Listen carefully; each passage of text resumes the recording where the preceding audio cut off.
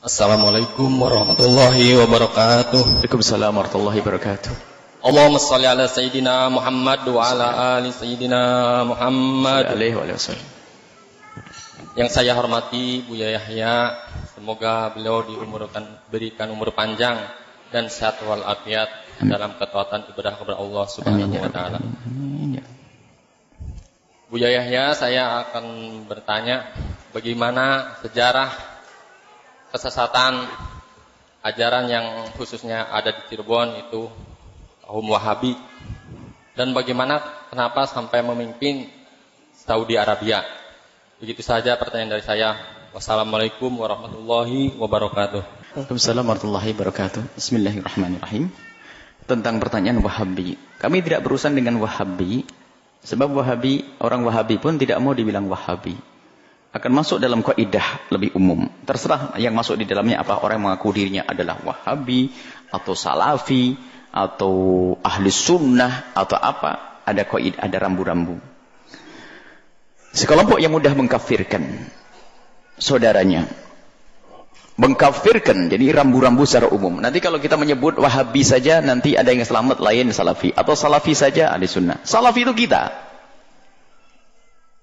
Ahli Sunnah wal Jamaah, Salafiyah ya kita ini, Asy'ariyah, Salafi. Cuman semuanya pakai label-label yang semacam itu.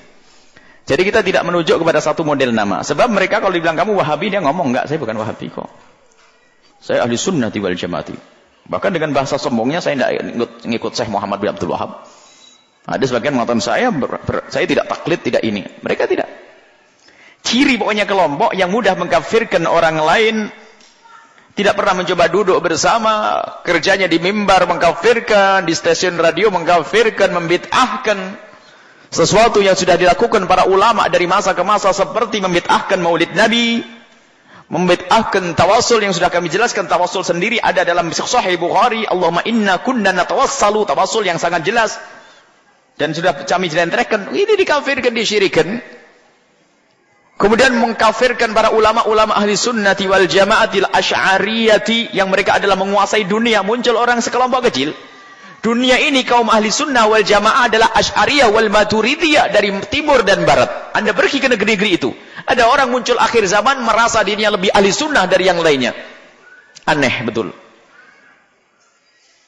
Adapun masalah menguasai sebuah kerajaan, dulu pernah namanya Mu'tazilah menguasai kerajaan, tapi tidak jaminan itu sebuah kebenaran. Mu'tazilah itu yang sangat bertentangan dengan akidah kita Ahli Sunnati wal Jamaati, dia pernah menguasai negara.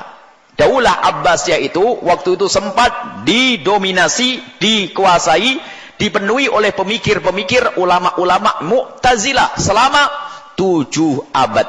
7 abad itu berapa? 700 tahun. Dan memang kebenaran harus tampak. Mana Mu'tazilah? Tidak tersisa. Kecuali hanya sedikit di Yaman Utara. Kemudian ada di beberapa negeri. Mu'tazilah akan runtuh karena apa? Kebenaran akan tampak. Yang tampak setelah itu siapa? Padahal akidah Ahli Sunnah wal Jamaah Asy'ariyah dipinggirkan. Sehingga diskusi tidak dibuka. Ditutup diskusi.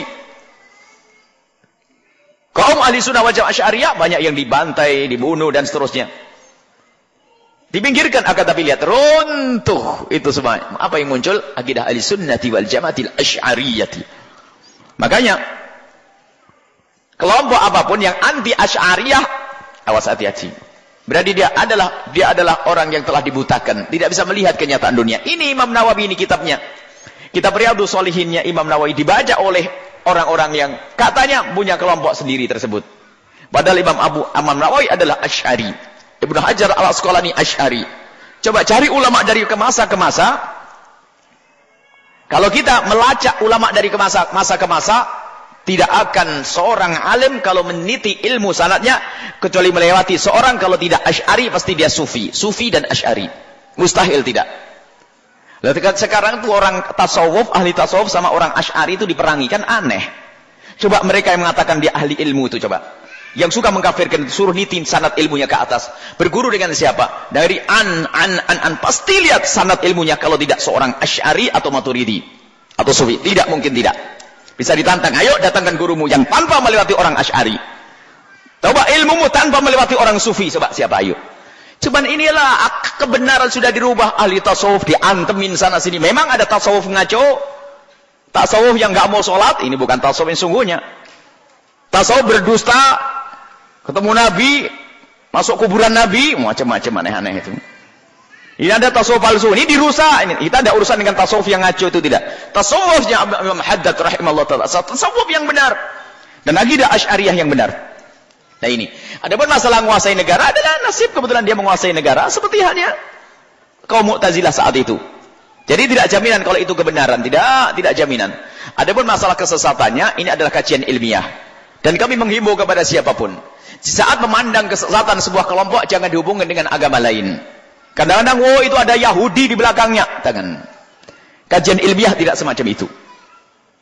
Kajian ilmiah, ini loh kebatilanmu, itu loh. Kajian ilmiah, bukan menuduh. Bahkan sampai sekarang tuh simbol-simbolnya itu dihubungkan dengan Yahudi dan sebagainya. Nggak usah pakai ngubung-ngubungin, nyambung-nyambungkan.